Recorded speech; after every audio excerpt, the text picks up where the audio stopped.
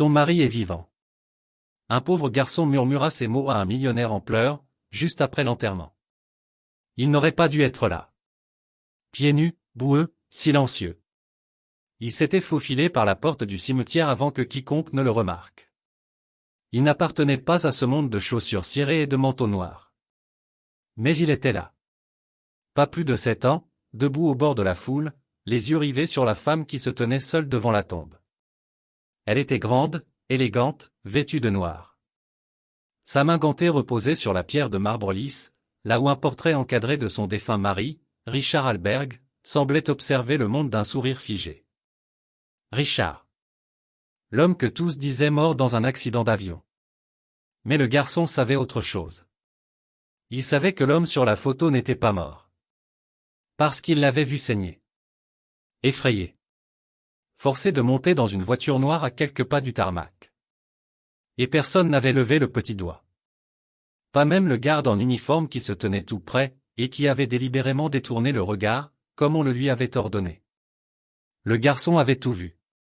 Il ne l'avait pas cherché. Il était juste là parce qu'il avait faim. La poubelle de l'aéroport recelait parfois des restes jetés par les voyageurs. Ce matin-là, il avait trouvé un sandwich à moitié mangé. Alors qu'il s'accroupissait derrière une benne à ordures, il vit la scène. Comme dans un cauchemar. Un homme en manteau sombre sortit en titubant de l'entrée VIP, se tenant les côtes, du sang trempant sa chemise. Monsieur Alberg, dit froidement un des hommes en costume. Il est temps. Non, haleta l'homme. Ma femme, dis-lui que je. Mais avant qu'il puisse finir, ils le poussèrent à l'arrière d'une voiture noire. La porte claqua. Le garçon, figé, les yeux écarquillés, entendit alors un autre dire. Assurez-vous que le corps ne soit jamais retrouvé. Elle doit croire qu'il est mort. Ce n'est que plus tard, le jour des funérailles, que le garçon verra près du cimetière, et revit ce visage. Celui de l'homme qu'ils avaient poussé dans la voiture. Mais cette fois, c'était sur une photo, sur une tombe. Et il la vit, elle. La femme en noir. Une statue sculptée dans le chagrin. Quelque chose se brisa à l'intérieur de lui. Il ne pouvait pas garder le secret. Il devait lui dire. Alors, il s'approcha, sa petite main tremblante tapotant doucement le dos de la femme. Elle se retourna, surprise. Son visage s'adoucit en croisant les yeux du garçon. « D'où viens-tu » demanda-t-elle doucement. Il leva les yeux vers elle. L'eau ruisselait de ses cheveux emmêlés, ses vêtements collaient à sa silhouette maigre. Puis il ouvrit la bouche, et d'une voix basse mais assurée, il dit. « Votre mari est vivant. » Le cœur de Margaret bondit dans sa poitrine. « Qu'est-ce que tu viens de dire ?» Le garçon s'approcha encore, baissant la voix, comme s'il craignait d'être entendu. « Je les ai vus l'emmener à l'aéroport. Il était blessé. Ce n'était pas un accident. » Le garde a laissé faire. Elle cligna des yeux, abasourdie. « De quoi parles-tu ? Sais-tu qui il était ? » Il hocha lentement la tête. « J'ai vu son visage. C'est lui qu'ils ont forcé à monter dans la voiture noire. » Un long silence suivit. Le garçon restait immobile, l'eau dégoulinant de ses manches. « Je ne comprends pas, » murmura-t-elle. « Ils ont dit que son avion. » Ils ont menti. Avant qu'elle ne puisse réagir, un bip aigu déchira le silence. Une berline sombre venait de s'arrêter sur la route, derrière eux. Le garçon jeta un coup d'œil, les yeux emplis de panique. « Ils sont là » souffla-t-il. « Qui » demanda-t-elle, essoufflée. Mais il ne répondit pas. Il se retourna et s'enfuit. « Attends » cria-t-elle, courant après lui, ses talons claquant sur le gravier. Mais il se faufila entre les pierres tombales, dans des passages trop étroits pour qu'elle puisse le suivre. En quelques secondes, il disparut parmi les arbres, au-delà de la clôture. Margaret resta figée, son souffle suspendu dans l'air frais. Elle baissa les yeux vers la photo sur la tombe. Les yeux de Richard semblaient la regarder, chauds, forts, confiants. Ses pensées tournaient à toute vitesse. Et si, le garçon avait raison? Le garde à l'aéroport, il avait paru inhabituellement silencieux ce jour-là. La compagnie s'était empressée de déclarer Richard mort. Le conseil d'administration avait tout précipité. Sa volonté exécutée. Et elle avait été poussée au silence. Étouffée sous un flot de formalités. Elle se dirigea lentement vers sa voiture, ouvrit la portière d'une main tremblante, et sortit un dossier. À l'intérieur, le résumé de l'enquête. Page 3, nom de l'aéroport, heure de départ, mention d'un seul garde de service.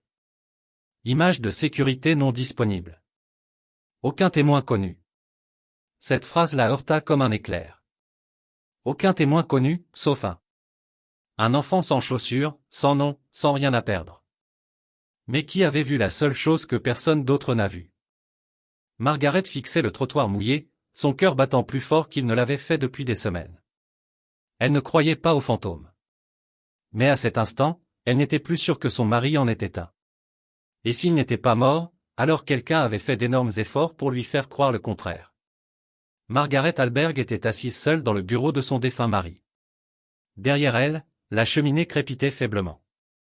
Ses yeux relisaient encore et encore le rapport de l'aéroport. Mais les mots ne changeaient jamais. Crash confirmé. Pas de survivants. Pas de corps retrouvé. Pourtant, son esprit s'accrochait à la voix du garçon, douce, tremblante, mais pleine de certitude. Je les ai vus l'emmener à l'aéroport. Le garde a laissé faire. Qui était ce garçon? Et comment un enfant si petit pouvait-il porter un secret aussi immense? Margaret dormit à peine cette nuit-là. Le lendemain matin, elle avait un plan. Elle retourna dans la petite ville près de l'aéroport. Celle que les gens de son monde n'approchaient jamais. Ses chauffeurs et ses assistants lui proposèrent de l'accompagner, mais elle insista, elle devait y aller seule. Pendant des heures, elle marcha dans les marchés de rue, derrière les magasins, dans des ruelles boueuses. Elle montra à tous un dessin du garçon, fait de mémoire. La plupart secouèrent la tête. Certains rirent. Puis un vieux commerçant plissa les yeux et dit. « Vous parlez de Jalen? Le gamin pieds nus? Il traîne derrière la boulangerie, 4e rue. » Margaret s'élança. L'odeur du pain chaud mêlé à la pluie la frappa à l'entrée de l'allée. Et là, accroupi derrière une poubelle, il était là. Même chemise beige déchirée. Même regard méfiant. Il leva les yeux en la voyant approcher. « J'ai fait quelque chose de mal, murmura-t-il. Elle s'agenouilla devant lui, ignorant la boue qui salissait son manteau de créateur. « Tu n'as rien fait de mal. Tu es la seule personne à m'avoir dit la vérité. » Jalen baissa les yeux vers ses mains, puis désigna le bord du mur où des vignes sauvages grimpaient une vieille clôture. « J'habite là-bas. Personne ne me dérange. Peux-tu me dire tout ce que tu as vu? » Il hocha lentement la tête. « Je cherchais de la nourriture ce jour-là, derrière l'aéroport. J'ai entendu des cris, alors je me suis caché. J'ai vu 2 hommes en costume porter quelqu'un. Il saignait. L'un d'eux l'a appelé Monsieur Alberg. » La gorge de Margaret se serra. Un des gardes a dit, « Vous n'avez rien vu. » Puis ils l'ont payé. Tu as vu où ils sont allés? Une voiture noire, sans plaque. Elle a roulé vers la route forestière derrière les hangars. Je ne l'ai plus jamais revue. Pourquoi n'as-tu rien dit? Personne ne m'écoute, répondit-il doucement. Mais quand j'ai vu son visage sur la tombe, tu pleurais. J'ai pensé que peut-être, toi, tu écouterais. Margaret essuya une larme avec sa manche. Tu as fait ce qu'il fallait. Tu es peut-être la seule raison pour laquelle il rentre à la maison. Elle n'attendit pas. Cet après-midi-là, elle contacta un détective privé en qui Richard avait confiance depuis des années. En quelques jours, ils mirent à jour des angles morts dans la vidéosurveillance, un réseau de gardes soudoyés, et une piste fantôme menant à une installation isolée dans les montagnes. Un lieu financé par une société écran, appartenant au propre conseil d'administration de Richard. Il l'avait fait taire. Parce que Richard Alberg, magnate milliardaire de l'immobilier, s'apprêtait à dénoncer une immense affaire de corruption. Ses propres associés blanchissaient des fonds à l'étranger. Ils rassemblaient les preuves la semaine même de sa mort. Ils le retrouvèrent. À peine conscient. Maintenu sous sédation dans ce centre prétendument psychiatrique. Aucun souvenir de s'y être enregistré. Aucun dossier. Aucun visiteur.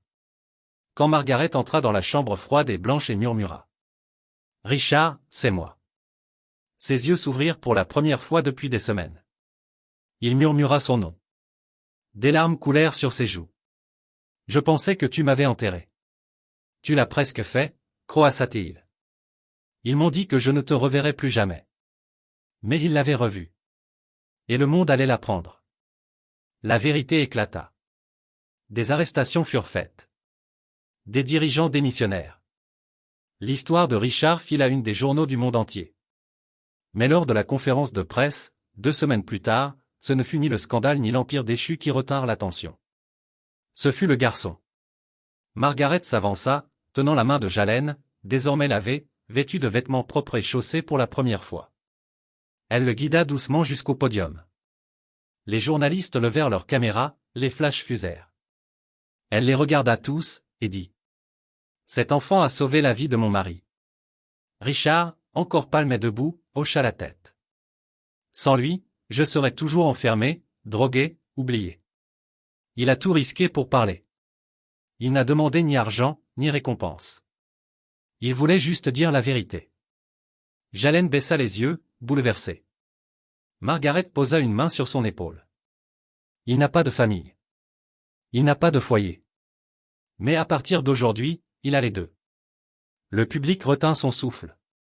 Puis Richard s'avança à son tour et ajouta. Nous l'adoptons. Il est notre fils, désormais. L'applaudissement fut tonitruant. Mais Jalen ne voyait plus ni le milliardaire, ni sa femme.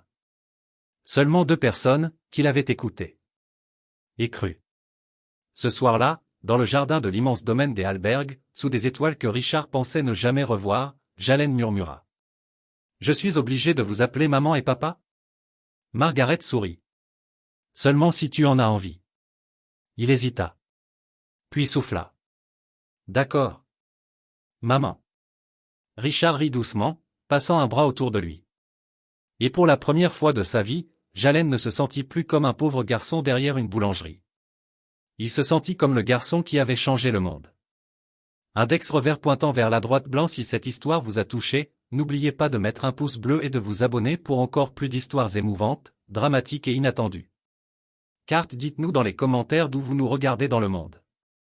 Nous adorons avoir de vos nouvelles. Personne avec les mains jointes. Jusqu'à la prochaine fois, restez gentils, restez curieux, et continuez à regarder.